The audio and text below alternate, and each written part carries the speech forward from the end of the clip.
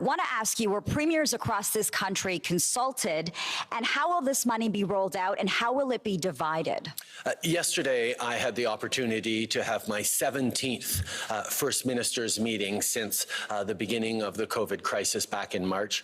This was an opportunity to highlight our desire to help out the premiers in an area that is very much their jurisdiction of keeping kids safe in schools. So we put forward $2 billion in a way that is entirely flexible so that they can do the things that are necessary to keep kids safe in their jurisdictions across the country. What we've asked for is that come December, they tell us what they did with the money, how they kept kids safe so that we can release the second half of this money. This is something that will allow the money to flow quickly and to do those extra things that will reassure parents that their kids are safe in terms of that. The decision we made on how to divide the money across the country was very straightforward.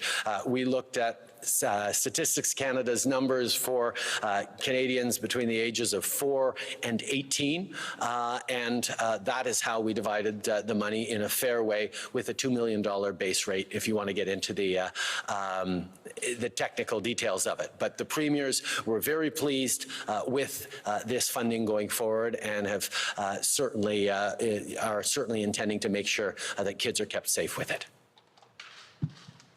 Hi, Prime Minister. Ashley Legasic from News Talk 1010. Do you truly think it's realistic that with less than 2 weeks to go until kids are back in class, that this money is coming at a good enough time and that it can be divided provincially and then regionally in a matter of less than 2 weeks?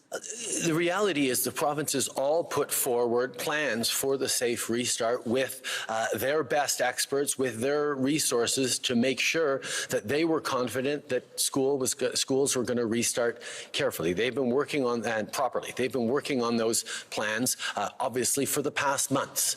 What we realized when we saw the level of anxiety and preoccupation that parents across the country had still, even with those plans in place, we realized that we could give the provinces even more resources. Some of it could go forward right away.